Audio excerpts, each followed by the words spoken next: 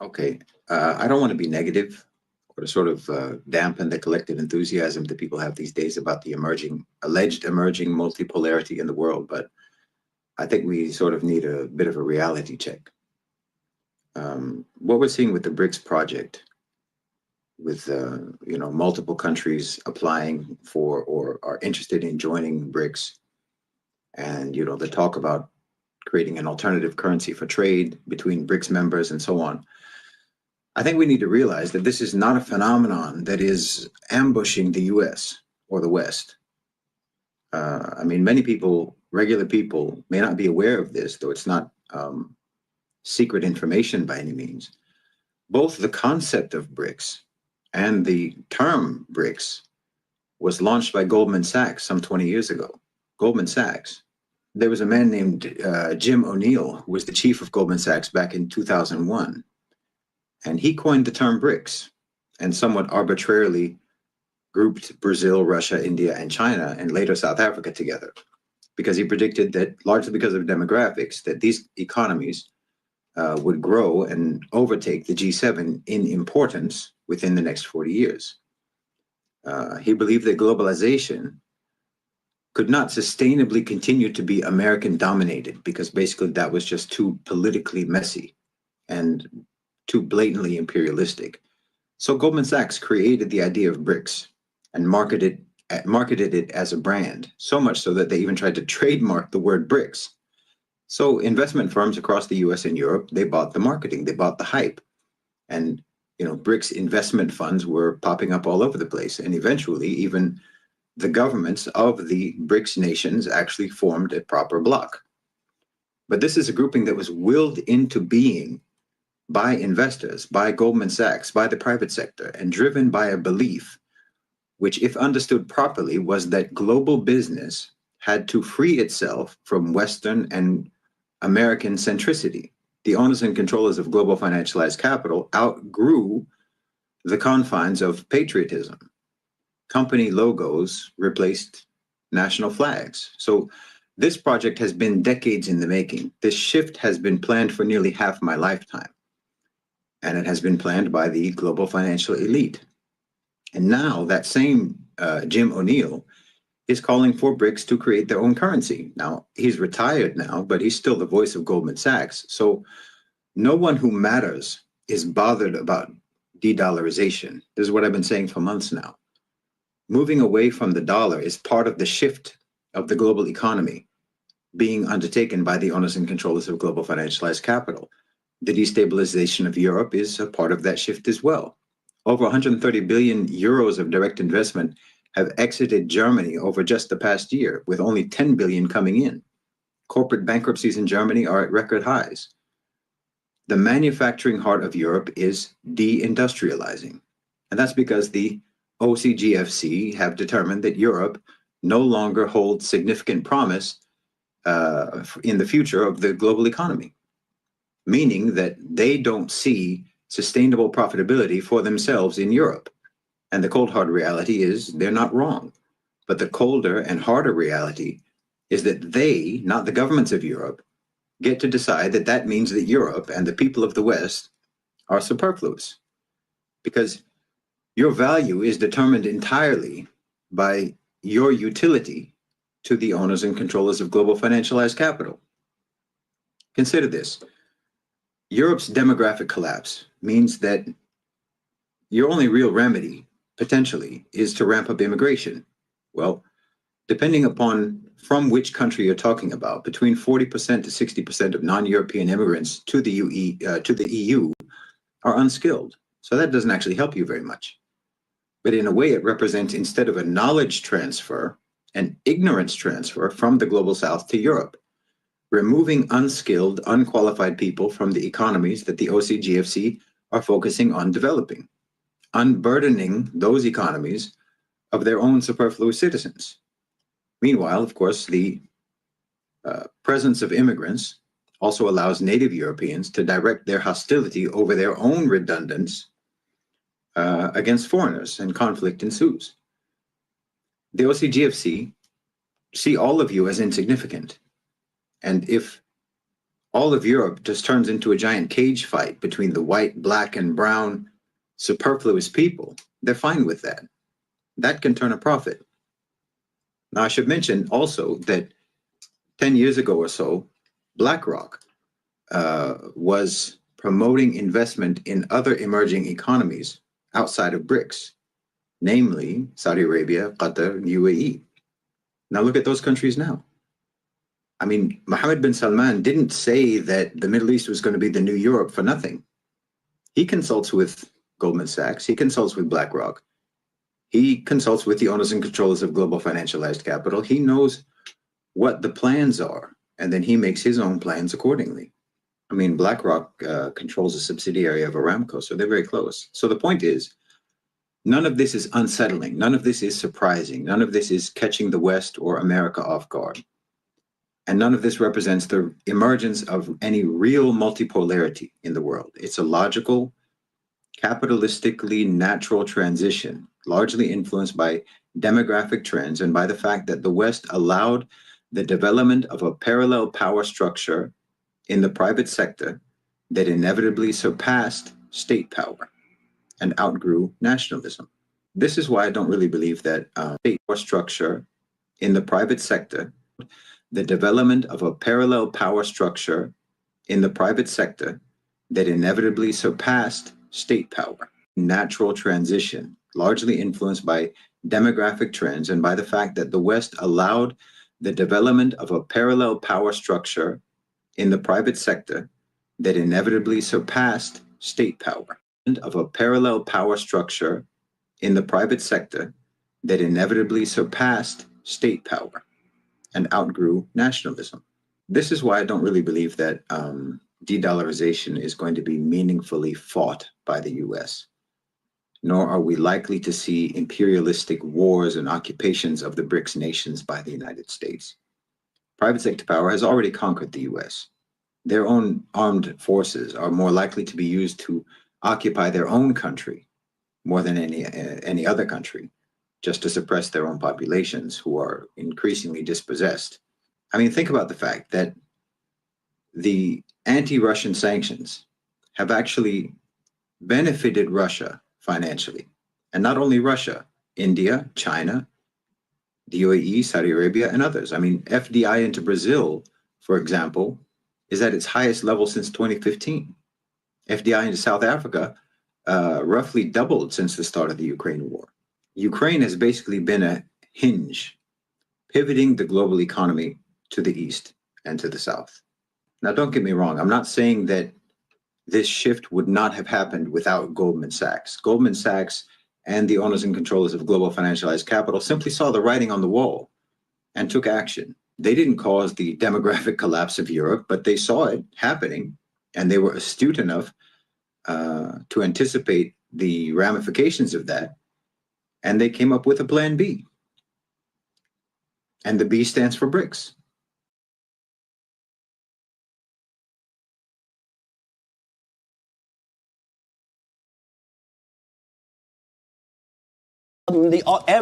All lies will be exposed. That's all. And anyone who takes that the wrong way know why they take it the wrong way. The truth is the light. I need to have another one of these. Amen, amen. Gee. I kind of. Well, negotiations, right? Politics. And we're out of time. So you.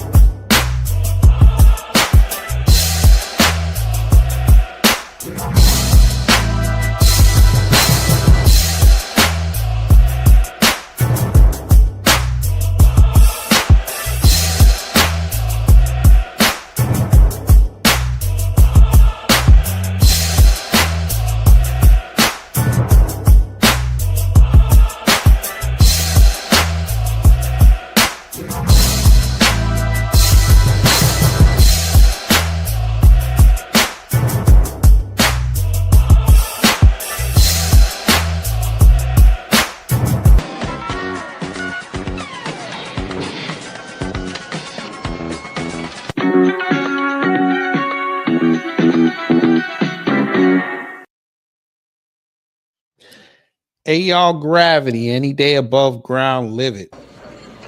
I'm back.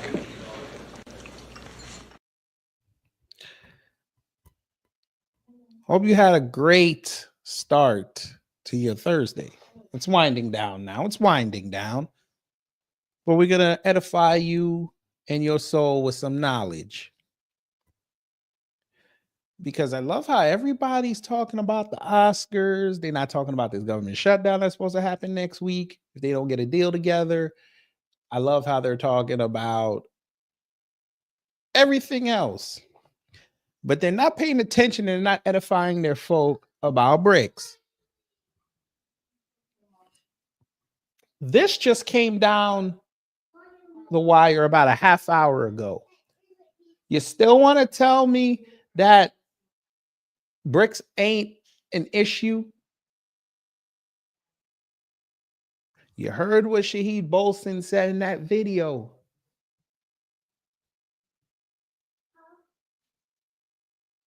I have articles pulled up all over the place where you're going to see how BRICS is operating and how, again, the Western media is not talking to you about BRICS because it would show that your administration that you voted for and your congressional leaders, they're feckless. They're scared. They don't have an answer for it. But before we get into that, let's see who's in the building.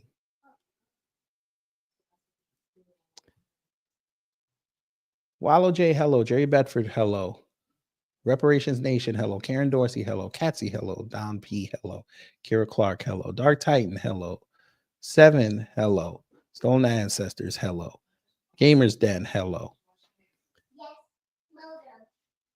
Then Miss Nisi, hello. And for those who haven't said anything in the live chat or the comments, hello. Now, since I forgot to play the video beforehand, I'm going to have to do a little house cleaning. You know how that goes. Copyright disclaimer under Section 107 of the Copyright Act 1976. Allowance is made for fair use for purpose, such as criticism, commenting, news, reporting, teaching, scholarship, and research. Fair use is use permitted by copyright statute that might otherwise be infringing. Nonprofit, education, or personal use tips the balance in favor of fair use. All right. So, as I said, this came down about a half hour ago by BRICS News. Should follow them on X if you can. Have a lot of information. White House drafting plan for potential Russia sanctions relief. The White House has directed the state and treasury departments to draft a plan for potential sanctions relief for Russia, according to sources familiar with the matter. The proposal, which includes lifting sanctions on select Russian entities and individuals, is being considered as part of President Donald Trump's broader effort to restore diplomatic and economic ties with Moscow and facilitate an end to the war in Ukraine, which Russia has benefited from. So you're going to make them more money. Cool. But this is what's going to make America great again, right? Officials working on sanctions policy routinely draft options papers, but the White House specific request signals an active review of economic restrictions on Russia, sources told Reuters. It remains unclear what concessions Washington may seek in exchange for any sanctions relief. Sure, they're going to want to cut of that oil. Sure, they're going to want to cut of that cobalt. I'm sure they're going to say, listen, I ain't saying you take Ukraine, but I ain't saying you don't take Ukraine. Just make sure it's not our problem. The Treasury Secretary, Scott Bessent, indicated during a February 20th interview with Bloomberg Television that economic relief could be on the table depending on how Russia approaches upcoming negotiations. President Trump also told reporters on February 26th that Russian sanctions could be eased at some point. Since his inauguration, President Trump has pursued direct negotiations with Moscow in an effort to end the conflict in Ukraine. His administration has already engaged in talks with Russian officials in Saudi Arabia and Turkey following a February 12th phone call between Trump and Russian President Vladimir Putin. This approach marks a shift from previous U.S. policy under President Joe Biden, whose administration imposed strict sanctions on Russia in response to his 2022 invasion of Ukraine and provided military aid to Kyiv. The Kremlin previously described U.S.-Russia relations under Biden as being below zero. On March 1st, Trump extended the state of emergency related to the Ukraine conflict, a measure originally enacted in March 2014, following Russia's annexation of Crimea. The sanctions tied to this emergency designation have targeted Russian assets and individuals involved in the war. But Victor Bout got to go home. While Trump has threatened to increase pressure on Moscow if Putin does not agree to negotiations, his administration is also weighing sanctions relief as part of a potential deal. Since 2022, Russia has expanded its industrial and military production while operating under Western sanctions. Russia officials have indicated that the country is open to economic cooperation, recently highlighting its rare earth metal deposits as a potential area for collaboration with the U.S. This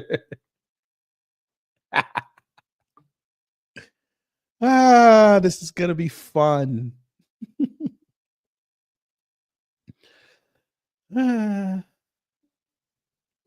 Any formal economic agreement between Washington and Moscow would likely require sanctions adjustments, though specific details of the Trump administration's approach remains unclear. If the White House proceeds with lifting certain restrictions, President Trump may need to issue an executive order to initiate the process. However, some sanctions, particularly those tied to congressional legislation, will require approval from U.S. lawmakers, according to John Smith, a former head of the Treasury Department's Office of Foreign Assets Control. As discussions continue, the administration is expected to engage with Congress and international allies regarding the future of U.S. sanctions on Russia and the broader implications of potential economic agreement with Moscow. All right. So there's that. But would you like to see what BRICS has been up to? Well, it's Ukraine's rare earth. But yes. Would you like to see what China's been up to in the midst of all this? Because if you think they were going to stop, you're crazy. We're about to show you, and you're going to love it.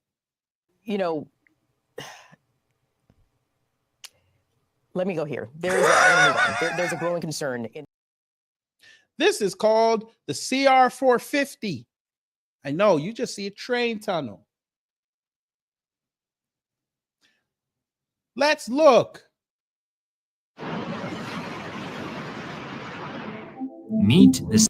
Well, look at that. A brand new bullet train. CR-450, China's latest high-speed train model that's set to redefine how we think about rail travel. The cabin here is quieter with more space to rest. I've been told that despite the faster speeds, noise is down by 2 decibels. The seats in business class can swivel 300 degrees. Well, ain't that something? It's luxury at 400 kilometers an hour. We started planning the CR-450 back in 2018. It took 3 years to nail down the top technical specifications, and we kicked off the project officially in 2021. Pushing boundaries. So it took them about 3.5 years to build this train, after spending 3 years getting everything ready.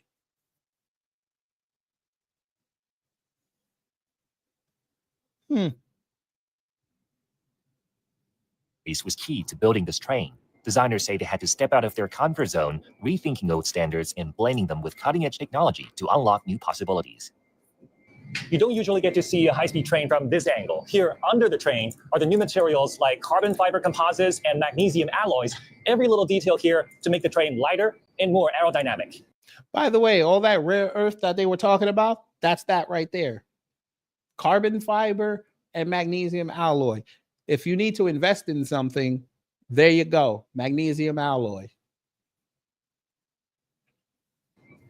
By using innovative materials and designs, the CR-450 reduces drag by 22% and lightens the train's overall weight by 10%. Not only does this reduce the amount of energy required to operate the train, but it also cuts down the impact on the environment.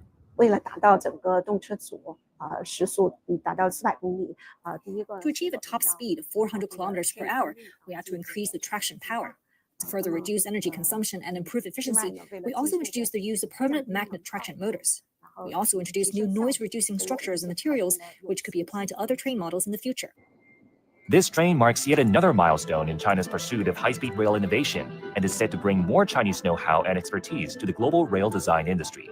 Once the CR450 becomes operational, it'll further shrink the distance between cities. The lessons learned from this model will further drive the next generation of rail travel, setting the stage for even faster, smarter, and greener trains. 大家看 CGTN 北京。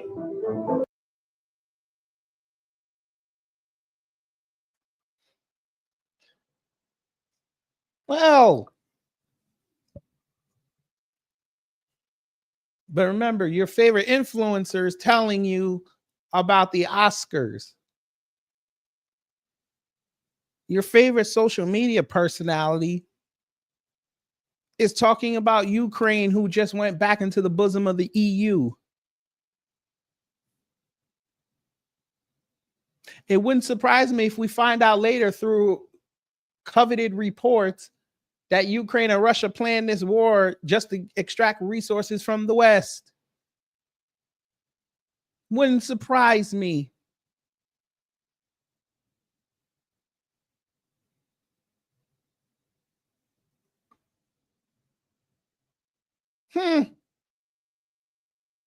What is this? The Digital Silk Road, Cybersecurity and Tech Alliances in the BRICS bloc. This came out last week. With rising concerns over data sovereignty, cyber threats, and Western dominance in critical technologies, BRICS is forging alliances to build a self-reliant and interconnected digital ecosystem. From AI-driven cybersecurity frameworks to cross-border data hubs and 5G expansion, BRICS nations are actively reshaping the global digital order. The Digital Silk Road is a strategic initiative aimed at enhancing cybersecurity, digital infrastructure, and technology sharing across member nations. By the way, their summit is I think, happening this week. At the heart of the Digital Silk Road lies a vast network of digital infrastructure projects that promise to revolutionize connectivity across BRICS nations. These initiatives are geared towards reducing reliance on Western technology while fostering innovation within the bloc. BRICS fiber optic networks, one of the most ambitious projects under the DSR umbrella, is the development of a BRICS exclusive fiber optic cable network. Currently, the global internet backbone is largely controlled by the U.S. and its allies, raising security concerns for BRICS nations. The proposed BRICS cable aims to directly link member states, ensuring secure and independent digital communications.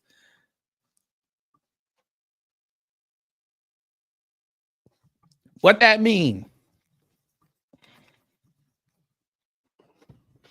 Well, maybe the internet will get a little faster for you.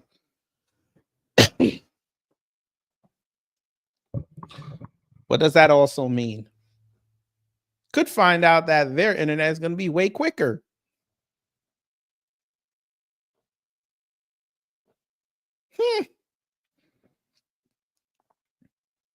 Now, Alicia, you're not supposed to tell that, because remember, your favorite influencer didn't say it yet.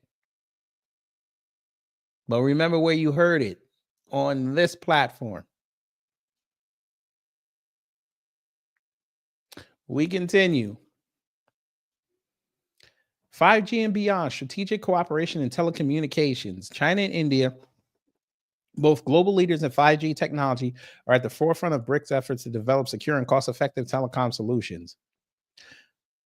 Huawei has already played a significant role in deploying 5G networks across BRICS countries despite geopolitical pressure from Western nations. Meanwhile, India's telecom giants such as Jio and Airtel are collaborating with Russian and Brazilian firms to expand 5G access beyond urban centers. BRICS Satellite and Cloud Computing Initiative. Elon's pissed. What are you going to say on this? To further bolster digital sovereignty, BRICS nations are investing in satellite-based internet services and cloud computing infrastructure. Russia's GLONASS and China's Beidou navigation systems all offer alternatives to GPS, while decentralized Cloud services are being developed to mitigate reliance on American tech firms like Google and Amazon Web Services. Well, look at that. They're trying to kick out Western hegemony. But your favorite influencer is going to tell you this is wrong. As much as they want America to be great again, they're going to tell you this is wrong. The rest of the world should be following our lead.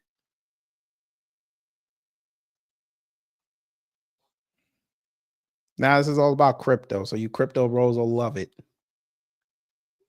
Here we go. Joint R&D in semiconductors and quantum computing. One of the most critical dependencies BRICS is addressing is the global semiconductor supply chain, which is currently dominated by the US, Taiwan, and South Korea. India and Russia have announced collaborations in semiconductor research, while China's leading efforts to develop self-sufficient chip manufacturing capabilities. Additionally, quantum computing is emerging as a priority, with BRICS nations pooling resources to develop quantum encryption technologies that will secure communications against future cyber threats. Well, I'm glad they brought that up. And I'm going to tell you why. Make sure you have your books out. We finna teach right now. Are you ready? Because I don't think that your favorite influencer and your favorite social media platform is talking about this. What if I told you that BRICS is very strategic in what they're doing in Southeast Asia?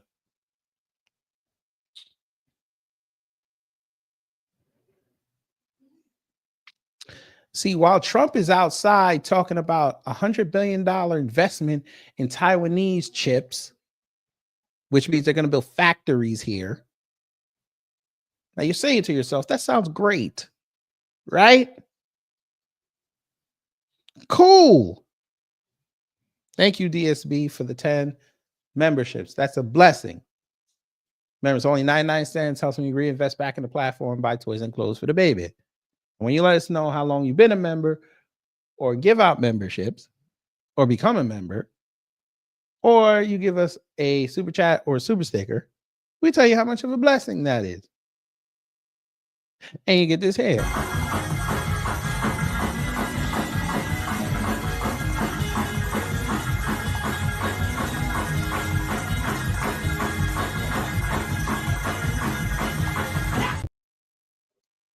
And he did it again.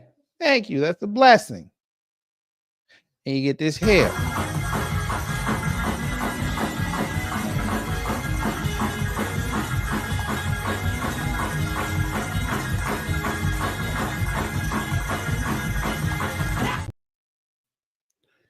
And 7 has been a member for 5 months. That's a blessing. And you get this hair.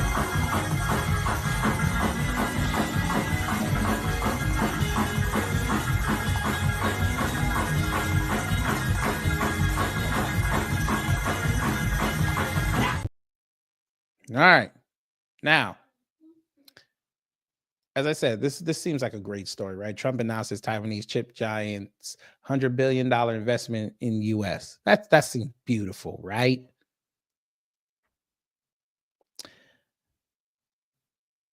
But then you do a little bit of research and you realize that China was very, very, very strategic in what they were doing.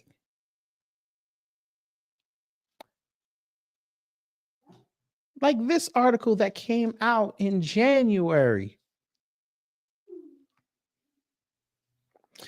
What BRICS expansion would mean for Taiwan. On January 6th, Indonesia was officially accepted as a full member of the BRICS group. While this development may not have a direct or immediate impact on Taiwan, it could shift the global geopolitical dynamics in the Asia-Pacific region. We already know what BRICS is. Indonesia's membership in BRICS brings Jakarta closer to China's economic diplomacy, which might influence Indonesia's approach to sensitive issues, including Taiwan. Well, isn't that smart? But your favorite influencer and your favorite social media page, and now we can include your president and his trusted advisors, aren't telling you any of this. Your media is not telling you any of this. I wonder why. Make sure you hit the like. We will do the rest of the super stickers and super chats and memberships later.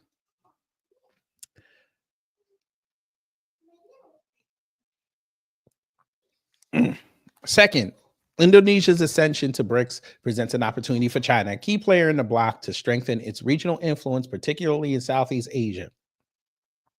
If China uses the BRICS platform to reinforce its diplomatic narrative on Taiwan, this could complicate the position of countries in the region, including Indonesia, in remaining neutral on Taiwan. Despite Indonesia's non-aligned diplomatic tradition, joining BRICS could create indirect pressure from China to align more closely with its agenda. China has sought to foster informal and economic ties with Southeast Asian countries through the new southbound policy. However, Indonesia's membership in BRICS might diminish Taiwan's opportunities to strengthen bilateral relations with Indonesia and other Southeast Asian nations, especially if Indonesia's economic cooperation with China deepens. Third, Indonesia and BRICS brings the bloc closer to Southeast Asia, especially with countries such as Thailand, Malaysia, and Vietnam serving as BRICS partners. With an increased BRICS presence in Southeast Asia, Taiwan may face challenges in maintaining its relevance and diplomatic space in the region, particularly if Indonesia chooses to support more pro-China policies. Fourth, Taiwan is a major player in the global semiconductor industry. At the same time, the BRICS, particularly China and India, are striving to enhance their technological independence, including in the semiconductor sector. Indonesia and BRICS could open up opportunities for technological cooperation with China and India. This could lead to more competition with Taiwan. These concerns might be overstated when considering Indonesia's free active diplomacy principle, which enables the country to maintain good relations with all parties, including Taiwan. Indonesia has never had official diplomatic relations with Taiwan, but has consistently maintained strong economic ties. As a relatively neutral member of BRICS, Indonesia has an opportunity to play a mediating role in sensitive regional issues, including tensions between China and Taiwan. Taiwan must ensure that its relationship with Indonesia remains strong, particularly in the economic and trade sectors. Taiwan could enhance its investments in strategic sectors such as renewable energy and technology, which align with Indonesia's development priorities. Taiwan needs to adopt a flexible diplomatic approach to maintaining its relevance in the region, perhaps by focusing on non-political cooperation in areas such as education, technology, and healthcare. Taiwan's economic ties with Indonesia still hold significant potential if the two sides can separate geopolitical issues from their bilateral cooperation. Don't you just love that? Don't you just love that? That's beautiful, isn't it? This is why politics are so much fun.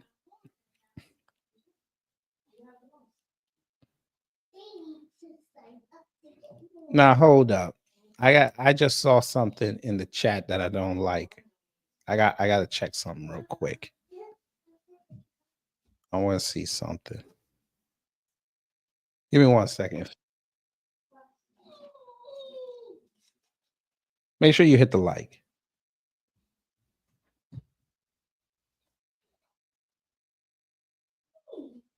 I want to see something real fast. Let me see this channel.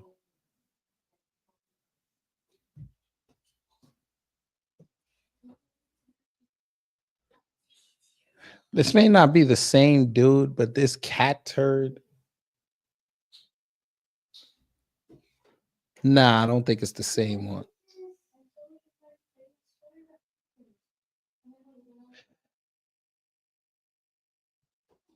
I'm reading this.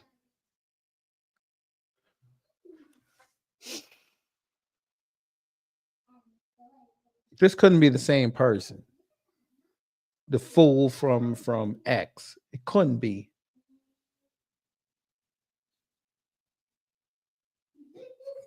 Nah, I don't think it could be. Nah. All right. We go back. But again, it could be that person because they listen to Salty Cracker and he's a straight up racist. But we continue. So we went over this, right? Cool. Let's talk about Malaysia. Their food is pretty decent. It's pretty decent. You know, let me go here. There's a growing concern in. Again, your favorite influencer / social media page, your president and your Congress will not tell you this. Malaysia remains top destination for European US investors. And you see what's in the corner.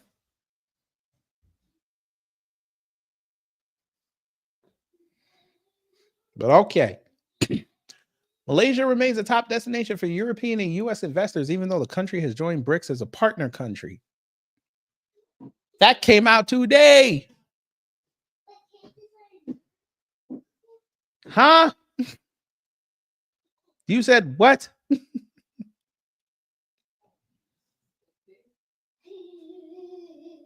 You see what else is in the corner? Vietnam to facilitate investment plans of SpaceX and FedEx. They like their X's, don't they? But okay. MIDI, the Ministry of Investment, Trade and Industry, in a written response published on the Parliament's website, informed that as of December 2024, a total of 56 potential projects with an investment commitment of nearly 4.4 billion US or 20 billion Malaysian dollars have been identified and are set to be implemented in the country. It stated that large international companies such as Intel, Amazon Web Services, Oracle, Google, and Plexus continue to commit to investing or increasing their investments in Malaysia, making the country one of the primary destinations for over 600 U.S. companies. Did you hear what Brother Shahid Bolson said? Is it starting to be a little clearer for you now? They don't care about America. They just want to make money.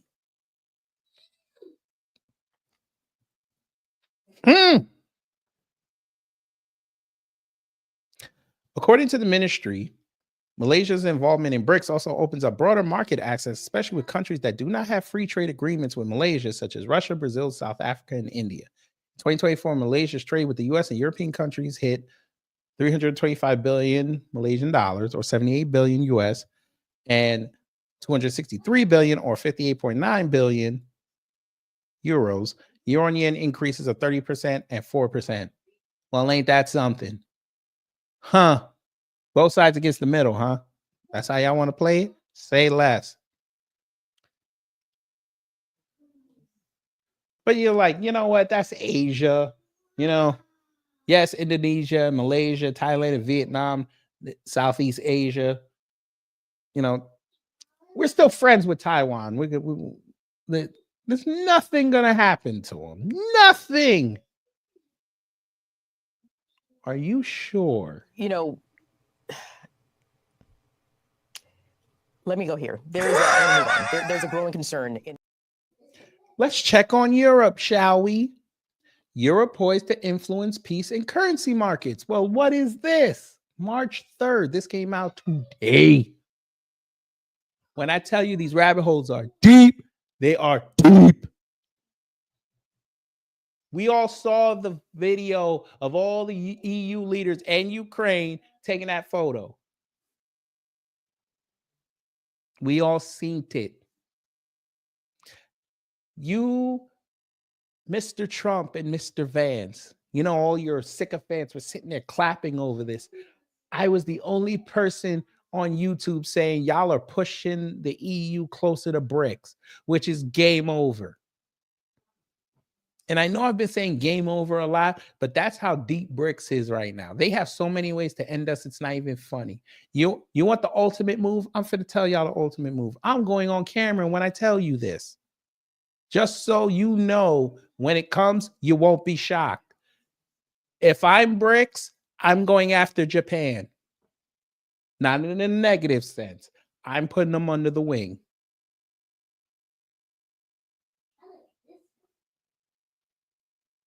I will say that again. If you want to cripple the US, You get Japan under the wing. Sharp like a razor to blood clot. They hold most of our debt. You don't think BRICS would love to control all our debt? I know. They're going to see it later and be like this. Jesus Christ. Is this a joke? Huh? Are you joking right now? I'm not joking. I'm being dead serious. If they want to mess up the US, put Japan under the wing. It will be beautiful. It'll learn them. I promise you, it will learn them. But we go back to this. Look at that picture. Isn't that wonderful? Look at that picture. Isn't that wonderful? Look at all them EU leaders. Look at them.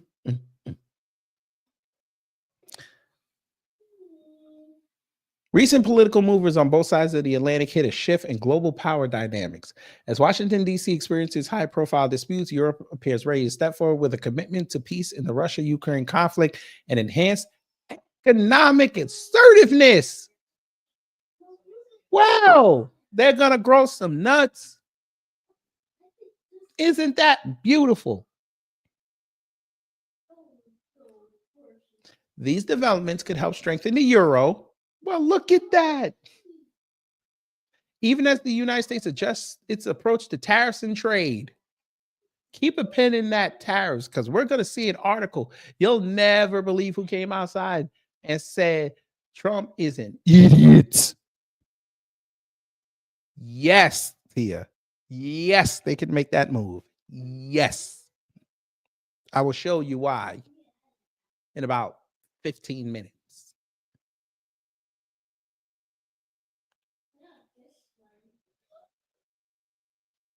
We continue.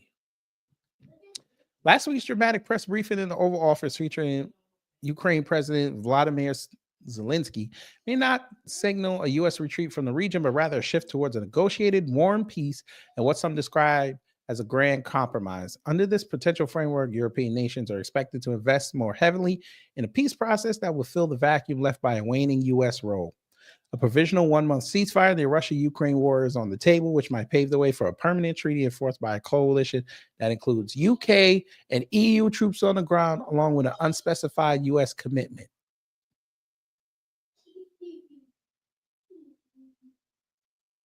So you want the EU to take care of this problem, but your favorite influencer social media page told me that we're going to stay away from that. This is their problem. Really? Even some people on there that I like said this. I ain't going to call out no names. That's what my kid said. Oh my gosh. They're not going to tell you this, though. They're going to keep all their commentaries domestic. Tia. You know what, Tia? When I do that segment on Japan, I might have to have you click the link. I'm going to give you got about 10 minutes, beloved. You might have to come up for this. I kind of want to hear your first reaction when I show you. Your favorite influencer / social media page, your president and your Congress are not going to tell you what I'm about to show you. They're going to deem it fake news. And if you think Japan cares about going to war with the US, all they got to do is destroy us with a phone call. But yes, Ms. Tia, you have been summoned in about 10 minutes. I need to hear your reaction on this, but we continue with Europe. The emerging plan, which appears to have support from the United Kingdom, excuse me, and France's President Emmanuel Macron, also carries implications for Europe defense spending. Ooh. Greater fiscal commitments, particularly by Germany, the industrial capital of the European Union, are crucial. Reports indicate that there is growing alignment among Germany's major parties. What is this? The CDU/CSU, SPD, and the Greens around establishing a special defense fund or possibly relaxing Germany's debt brake.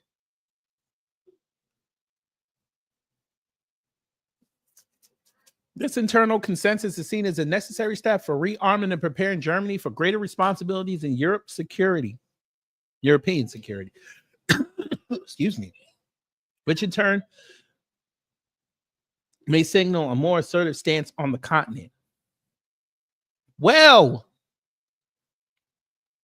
sounds like Germany wants to be back at the #1 spot. I seem to remember somebody said this about 86 years ago, but I'm gonna be quiet. Your favorite influencer social media page, your president, your Congress will not tell you this.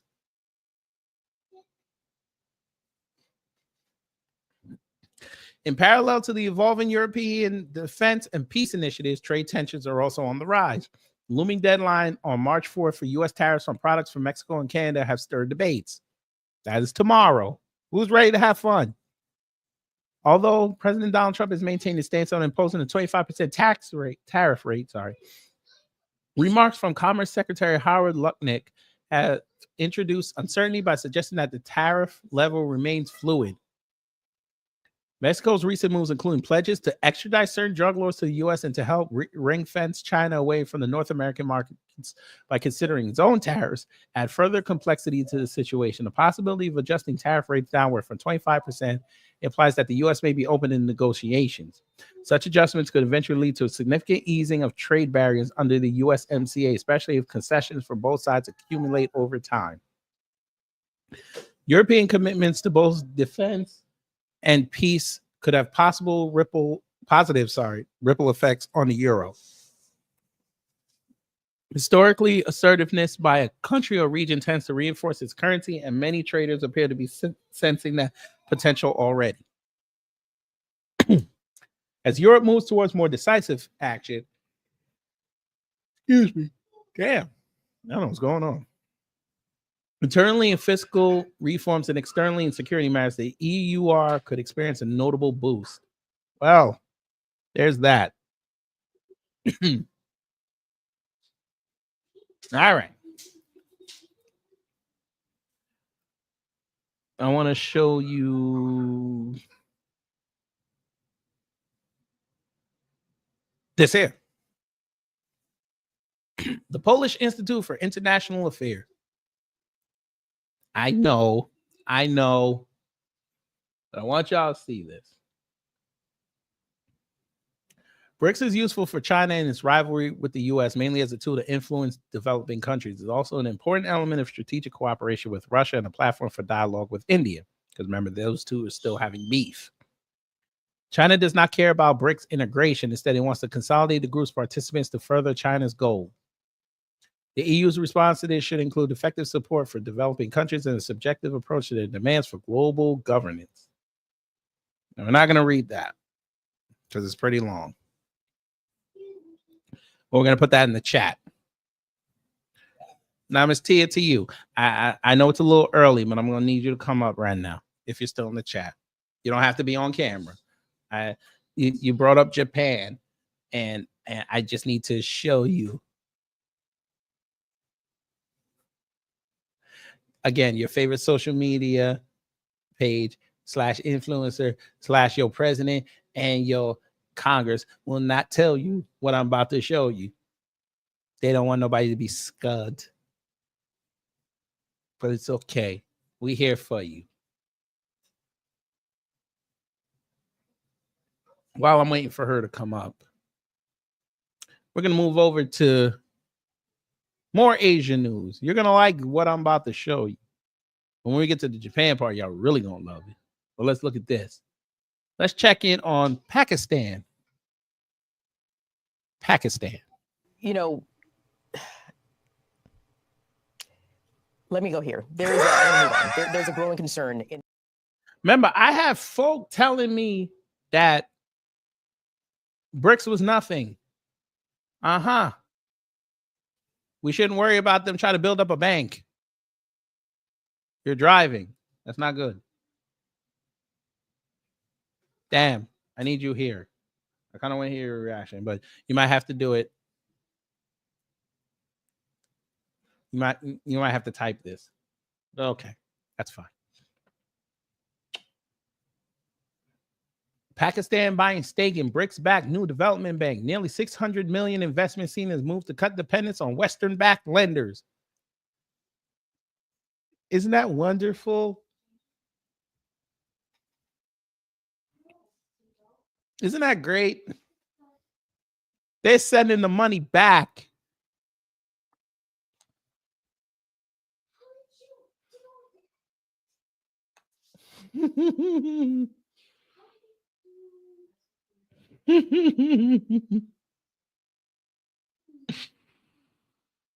Ooh, this is so great.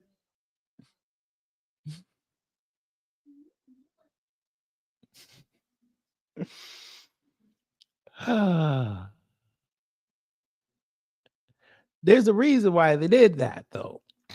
Before we get into that, there was a reason why Pakistan wants to get away from the West. Because they did this. The World Bank unit. We may do a broadcast on that one day. It's not a bad looking black woman. She might be crazy though. Anyway, no, I'm good. Get off my screen, please. No, no, I'm not doing that. No, you bastard. Give me 1 second.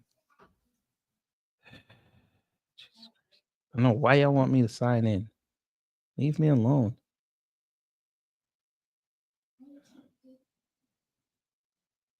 All right. We back. World Bank unit and other lenders criticized Pakistan's energy negotiations. I wonder what they did. What did they do? Pakistan's unilateral negotiation of clean power contracts will undermine investor confidence and be detrimental to the long-term future of the sector, a group of 8 development financial institutions said. Pakistan said last year it was renegotiating contracts with independent power producers to rein in unsustainable electricity tariffs. Well, there it is.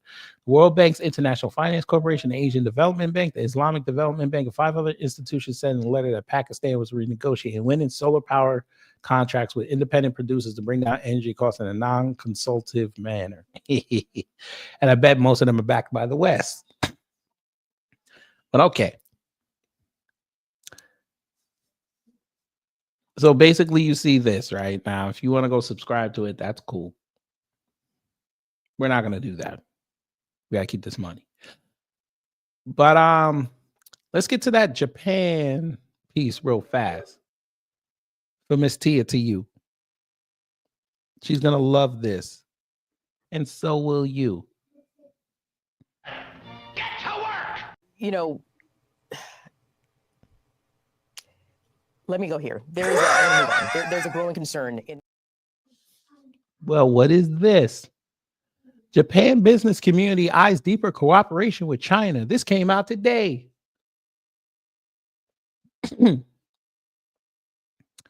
Economic and trade exchanges between China and Japan are of great significance to the development of bilateral relations, said Japanese business representatives when attending a meeting in Tokyo, Japan on Monday, and they further expressed a willingness to deepen pragmatic cooperation with the Chinese side.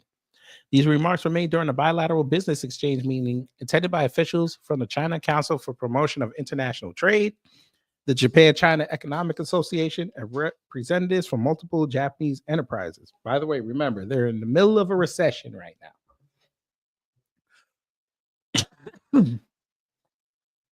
Both sides vowed to enhance bilateral business communication and collaboration in various industries, according to a post on the CC Pitt's official WeChat account on Monday. Ren Hogman, chairman of the CC Pitt, praised the achievements of China-Japan economic and trade cooperation in recent years. He emphasized China's commitment to promoting high standard opening up, as well as the Chinese government's measures, including the action plan to stabilize foreign investment in 2025. Ren also welcomed more Japanese companies and organizations to visit and participate in the third China International Supply Chain Expo,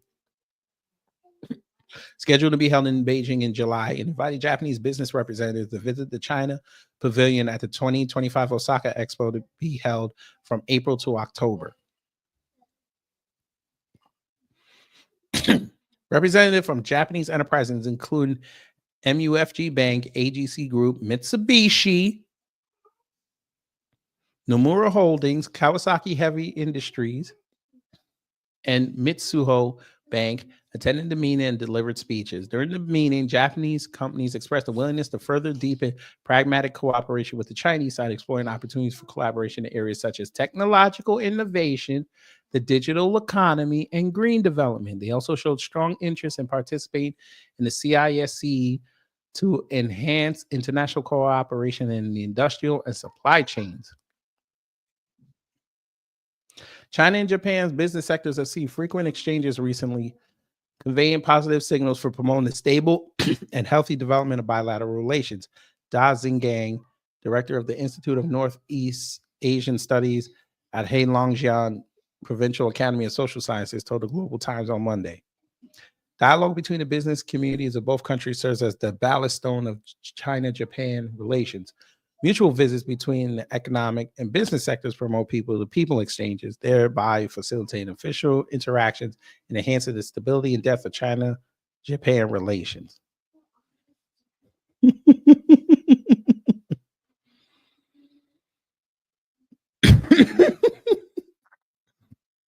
But those four entities won't tell you that. Yes, when there's money to be made, the beef is pushed away. Yes, sir. Yes, ma'am.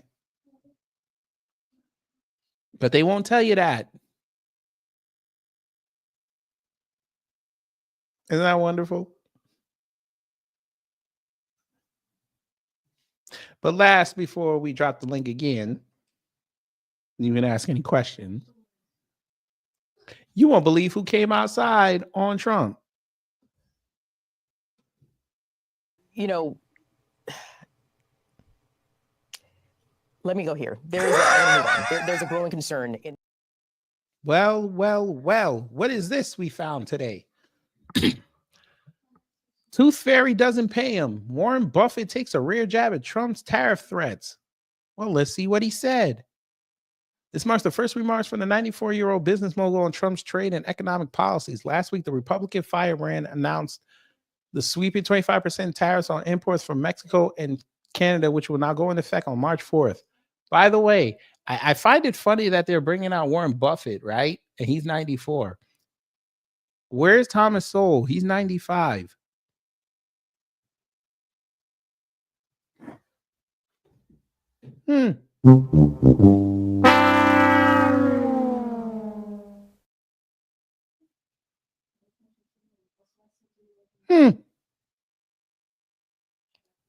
Veteran investor and billionaire Warren Buffett took a rare jab at U.S. President Donald Trump's tariff threats, insisting that the punitive duties the president plans to impose on other nations could trigger inflation and hurt American consumers. In an interview with CBS News, Buffett quipped that no tooth fairy would pay taxes in such scenarios. Tariffs are actually, we've had a long experience with them. They're an act of war to some degree, said Buffett, whose conglomerate Berkshire Hathaway has large businesses in insurance, railroad, manufacturing, energy, and retail. They forgot about real estate, but I see why they did that. Over time, they are a tax on goods. I mean, the tooth fairy doesn't pay him, Buffett said with a laugh. And then what? You always have to ask that question in economics. You always say, and then what? The billionaire further. Interestingly, this marks the first remarks from the 94-year-old business mogul on Trump's trade and economic policies. Last week, the Republican firebrand, we read that. Meanwhile, China will be charged an additional 10% tariff on the same state. During Trump's first stint in the office, the Berkshire chair and CEO opined at length in 2018-2019 about the trade conflicts that erupted at the time. He frequently warned that the Republicans' aggressive moves could cause negative consequences globally. When asked about the current state of the economy, Buffett refrained from commenting on the matter. I think that's the most interesting subject in the world, but I won't talk. I can't talk about it, though. I really can't, he told CBS News. The billionaire has been on the defensive more since last year, rapidly dumping stocks and raising a record amount of cash. This is coming at a time when market volatility has ramped up as concerns grew about a slowing economy, unpredictable policy changes from Trump, and overall stock valuations. This can be seen with the fact that the S&P 500 is up just about 1% this year.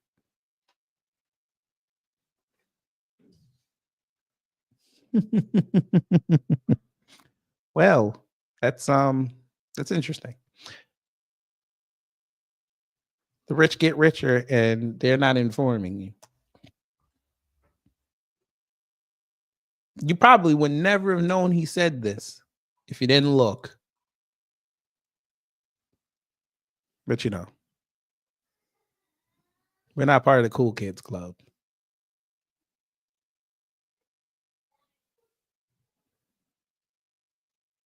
So there's that.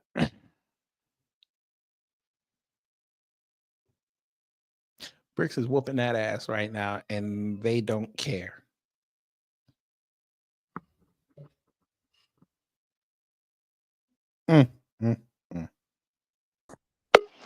Yes, sir. How you doing, sir? Hello, everybody in the chat. That was very good work.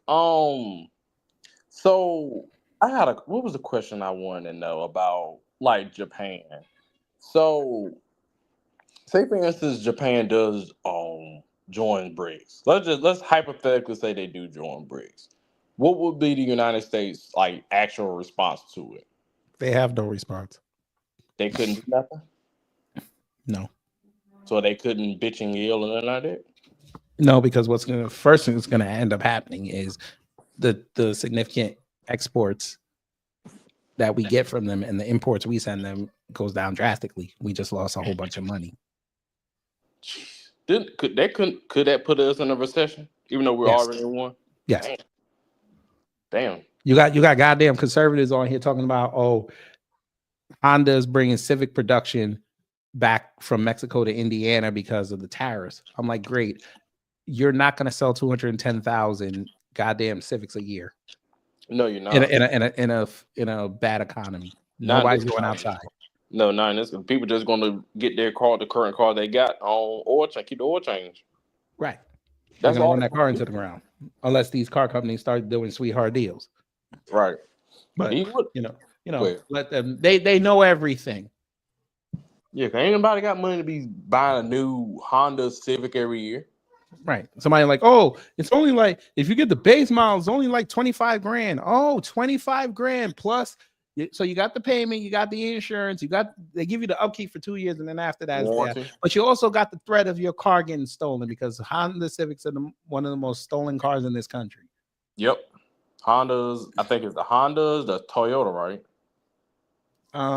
It's the Hondas, the Altimas, and the third one was the damn it. It gotta be a Nissan or something. No, I think it was Hyundai.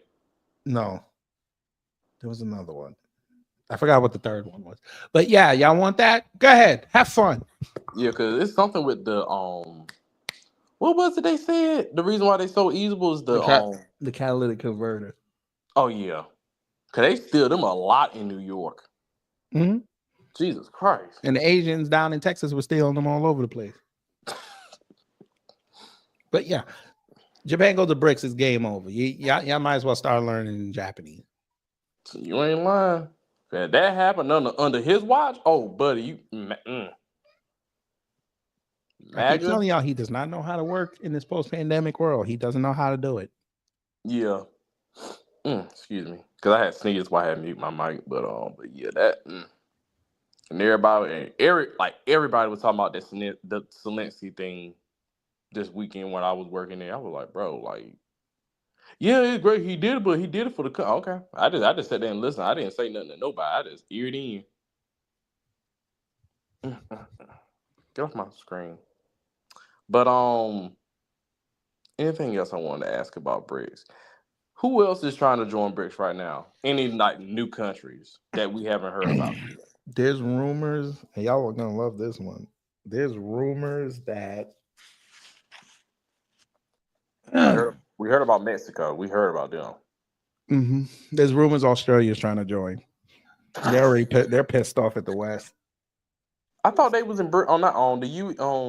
No, they're part of the G7, but No, G20, but they're getting quickly disillusioned by what the West is doing.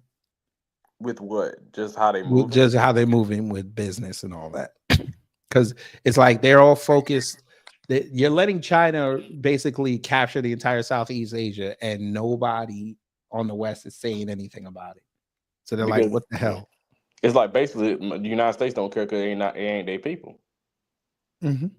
So that's why they're like, wait a minute, so y'all not gonna do nothing? No, it ain't our problem. Yeah. Even though the United States like to be in everybody's business, but see, we need a plan B in case King Donald betrays our alliance. Because Australia has never had a recession. They never had one, have they? Let's see. Because I think they I said feel like they did a few years ago. Okay, that's what. Okay, it wasn't long. Yeah, though. no. See, they had one last year. Oh, okay. That was probably a couple of years ago. That's why I read it. Cause I knew they said they never had a recession, like ever. I said, damn. Mm-hmm.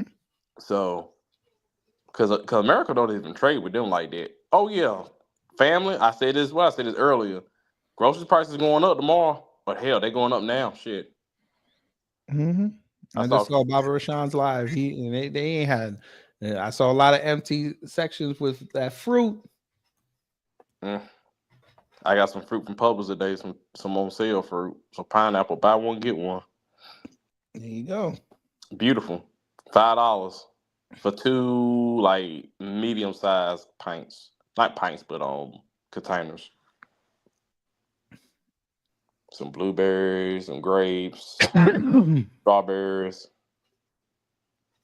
Let's see. They usually tell who's putting out applications. Let's see. Application for what? Put on BRICS? Mm-hmm. Let's see if it was updated. Anybody else want to come up? Shit. Sorry. Ooh, Algeria? Oh, that would be nice. Anybody new from Africa? Not that I heard of. Because we know Algeria's in Africa, but Nigeria tribe, they got North American countries start applying for BRICS membership. Well. A developing country in North America. What is this? This is back in October. I think I mentioned this one. No, Cuba. That's what. I did mention Cuba. It's gonna get fun, family. But again, your favorite four ain't gonna tell you. No, who cares? Who cares about the Trump coin? Nobody cares.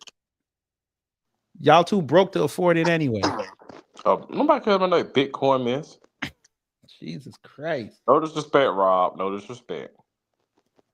Y'all keep talking about this Trump coin. Sir, you may not even be afford to open your door. You better stop.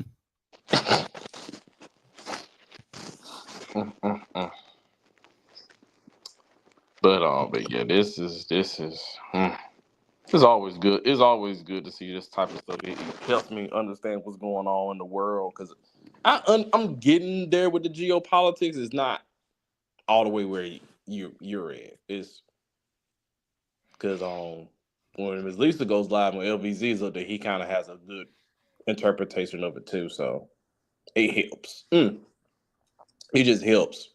Sorry. Mm-hmm. But yeah. So basically, this whole war has been planned out between Russia and Ukraine, right? It was planned. Come on. You're going to find out years down the road this was planned. For Russia to do what? Take over the Europe or? No, it was to bring more resources into the area. Oh, but that's, yeah. Well, yeah. Because they've been talking about how a lot of Ukrainians, they just been chilling on the beach with that money. And all that money Zelensky got. I'm like, bro, why are you getting all this money? Because he's white. I know. And they say he's Jewish, right? Mm-hmm. You think what happened if Trump gives him money even though he had that whole spat? They'll make MAGA will say it's to stop Russia. But MAGA are sycophants. They don't care. That happens. It will be funny that happens. You did that whole media skirmish, which that shouldn't have been happening, and there should have been no cameras there first off for them to have that, and then you do all that, and then you still get that man money. I would lose all respect. Well, I don't have no respect for the man. I would lose all respect for that man. You and Vance. No, they're just gonna keep bringing up the fact that they yelled at him. It don't mean nothing if you gonna give the man money. You yelled at him, but you like, okay. Well, you saw what I showed earlier. I saw it. They give him the $4 billion, so it's okay. Wait, what? Direct links emerged between Ukraine and Trump's second assassination. Oh, Jesus Christ! Shout out to the news. What happened? They're trying to say Ukraine planned that second assassination attempt. What? Oh Lord, here we go. So Biden gave him all the money to off Trump. That's what y'all gonna say next? Jesus Christ, y'all need something. Y'all need help, boy. Oh my God, that makes no sense. sense. Look at this. Y'all need help. This was the day? Damn. This was today. Y'all need help. Oh wow. That's something Elon probably helped put out. Hey, you wonder why I said Congress cannot have Elon have X? Y'all wonder why I said that? Y'all should have been raising up hell hearing that Trump was talking to Zuckerberg. You thought he was going to cuck him. Mm-hmm. Y'all don't listen. Mm-mm-mm. Look at this. Look at this. Look, of course you MAGA. How many people you got? And there it is, 20,000. So Ukraine was trying to take Trump out. Lord have mercy. You're really thinking this?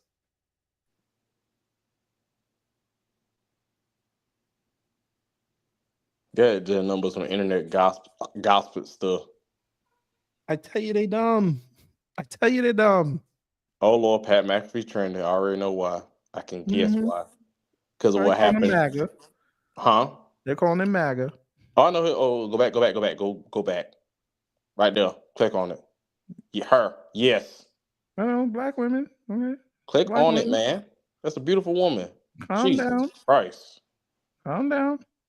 Oh, I ain't. Oh, yes. It's a black woman. It's okay. We know. Sheesh. I'm sorry. What else? Yes, sir. That's all DL's fault. Oh Lord. What's this? Yeah, market going red. Facts. Right there. Stop. Go back. Hold on. Right there. Who's that? Oh no, they trying. Never mind. That's Jackson Dart. They're trying to say he a late first round pick. Get out of here. You know, guys from Mississippi Ole Miss don't do well in the NFL, but we're not going there today. Eli Manning. Eli Manning. I mean, average. He had an average record. Okay, but he got 2 rings. You know what? We're not going to have that conversation today, sir. Oh, why you don't have that conversation now? Because he was mid. Doesn't matter. He was mid. We know he was mid, but he got 2 rings. He's still mid. He got carried to those He got rings. 2 rings. He's mid. Okay. He's mid. And we've had mid quarterbacks win Super Bowls, sir. Nick Foles is mid, and he won a Super Bowl. He's of course Nick Foles is mid. We're not doing that. He's very mid. Okay, and he won a Super Bowl, did he not? Against the Patriots, did he not? Yeah, that's how. Okay, yeah. He's mid. Okay, he's mid, but he won a Super Bowl. Yep, mid. Joe Flacco was mid too. Okay, so a mid quarterback can win the Super Bowl. Yeah, Joe Flacco was mid. Yes, and he won. And he won a Super Bowl, did he not? Unfortunately, he got carried by the defense. Okay. In the run game. So what are we saying?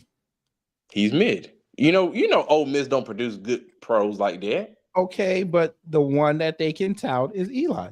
That's 20 years ago. Doesn't matter. And that was 12 years ago. It doesn't matter. Okay, whatever. Talk. He got shoes on. Of course he has to have shoes on. He outside. He's not in the house. Sir, when you lose, this is gonna be great. He's gonna be tweeting like once a month. Thank you, GDS.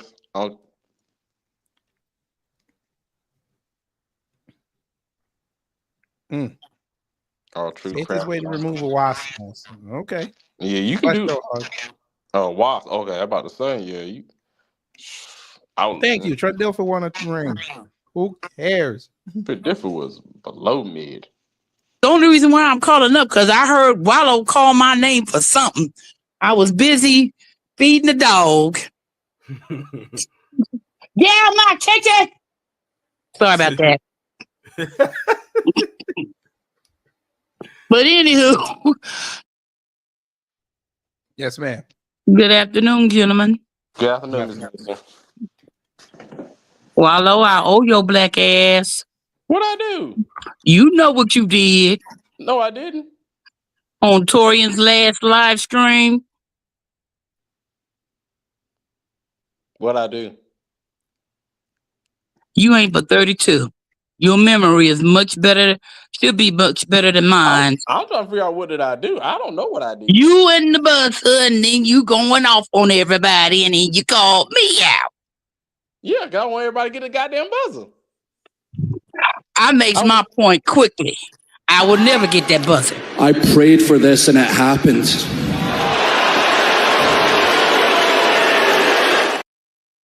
Kid, you ain't shit. Who ain't shit? I was trolling that night, Miss Neeson. I was trolling. You ain't. Of course, you'll never get the buzzer, Miss Neeson. No, I say what I got to say. Get the fuck off. Yes, ma'am. That's everybody else.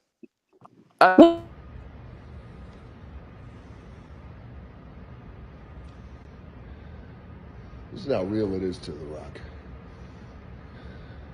Chills. This is how real it is to The Rock. KG? You enjoy yourself, sir? How you? I'm great. Good. Thank you for always keeping the family informed. I try my best.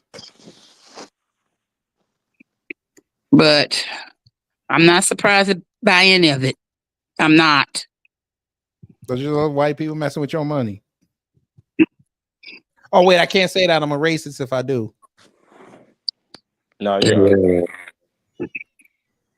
What the hell you got us looking at? Oh, somebody was taking off wasps. Might as well. The safest way to remove a wasp nest. Boop. Get that. Whee!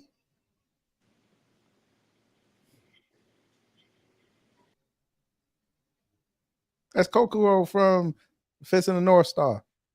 That big ass damn horse. That's what we gonna be driving because y'all ain't gonna be able to afford no cars. Well, I'm gonna continue to drive my 2012 Hyundai Sonata till the wheels fall off. They mad at him.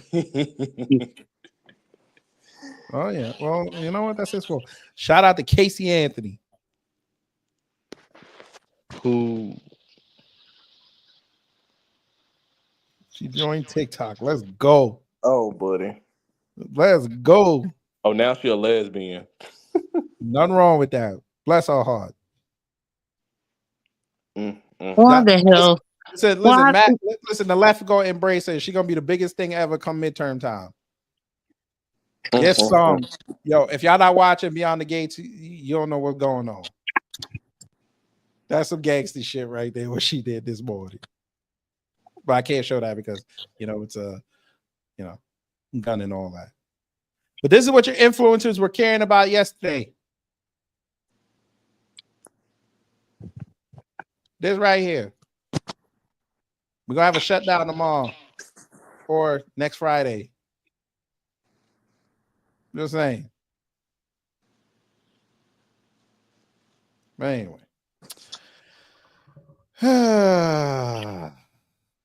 Don't you just love it? Hey, do you guys want to hear the Chinese national anthem? Because we're gonna have to start saying it soon. No. You want the Japanese one? They owe most of our debt. No. If it's an anime, then yes, I'll sing it. Sing style. All right. Let me stop. No, I won't sing it. Listen, you want to know why we're in such a financial straits we are in? We don't make figured our out own the stuff. reason. No, it's because they won't make Lift Every Voice and Sing the official anthem. Sharp like a razor to blood clot. No, you're not funny with that, sir. I'm hilarious with it. I was about to laugh, but then you put that up there. Yes. Miss Nancy, back me up, ma'am, please. I ain't gonna waste my breath. You know, KG is the proverbial shit stirrer. Let him do him. Are you gonna cry? That's okay. We all have emotions. Never mind. Yeah. It's okay. You sure you don't want it? No. All right. Well, anyway, hopefully you learned something. If you did, done my job. If not, I'll try to be better next time. Yeah. So join me here tomorrow night, family. We will be going over Trump's address. We will be filming it live. Well, I will streaming. catch the replay. I will be here 8:30, right? We starting at 8:30. It starts at 9, and it's gonna be fun. Well, Listen, Joe, you're not I'll doing come much in for the pre-show and then I do the replay after. Why? Because I want to watch something else. Well, that's mean. You're gonna miss No, that's real. You're gonna miss all the comedy. Yeah, well, I said replay. That motherfucker ain't funny. Now you sometimes. Right. But anyway, y'all, we will see you later.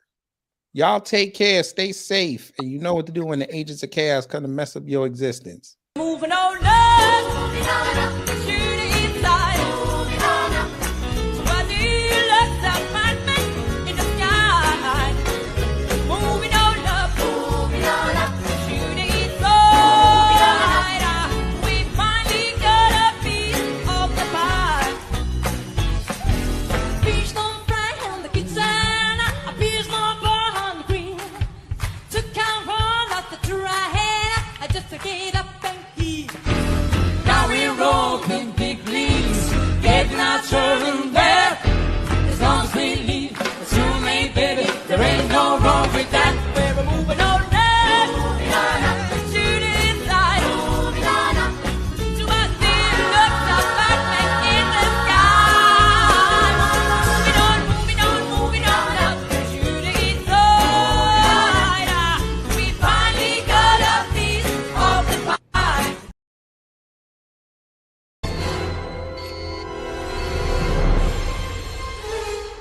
Time's up. But did we have a good time here? Hello? Gotta get your groove.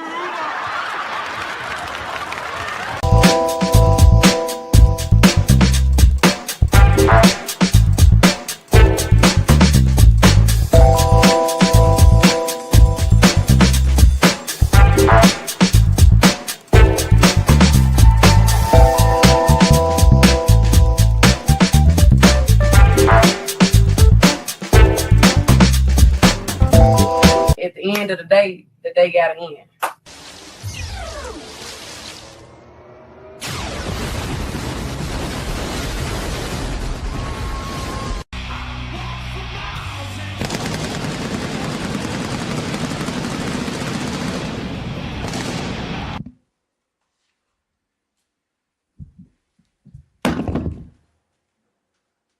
That's it.